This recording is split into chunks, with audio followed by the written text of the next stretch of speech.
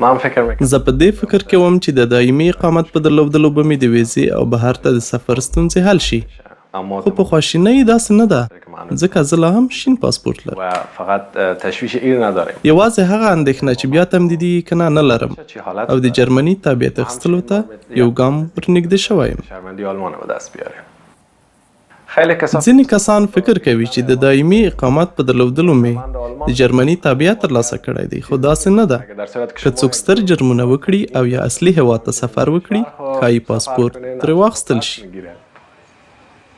هغه مهاجر چې جرمني ته راځي او قبلیږي کولی شي له 3 یا 5 کالو وروسته د دایمي استوګنې د اجازې غوښتنه وکړي.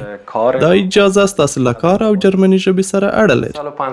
دا 3 یا 5 کاله د پناه غوښتنې له نیټې حسابیږي، خو شرط دا دی چې د پناه غوښتنې په پروسه کې د ډولډونګ یا له جرمني د ایستلو په شان وقفه نه وي راغلې.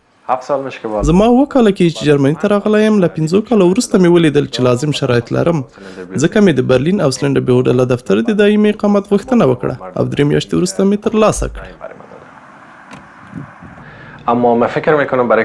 زه فکر کوم د ډیرو لپاره به ستونزمنه وي چې په 3 کالو کې هم کار وکړي، څو د خپلو مصارفو ډیره برخه ورکړي او هم یې تر څه اینس پورې ژبه زده کړې وي. خو هغه کسان چې 5 کاله یې دلته ژوند کړی وي په اسانۍ کولی شي د دایمي استوګنې اجازه ترلاسه کړي.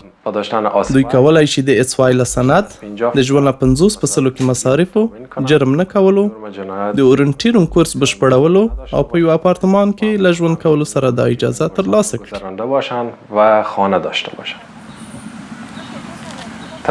دا ټول شرایط زما په شان کسان، یعنی هغوی چې شین پاسپورت یا د اوسېدو 3 کلنه اجازه لري لپاره دي. خو هغه کسان چې اول د اوسېدو 1 کلنه اجازه ترلاسه کړې وي سخت شرایط لري. د بیلګې په ډول باید 15 کاله کار کړی وي او د خپل ژوند ټول مصارف په خپله ورکړي.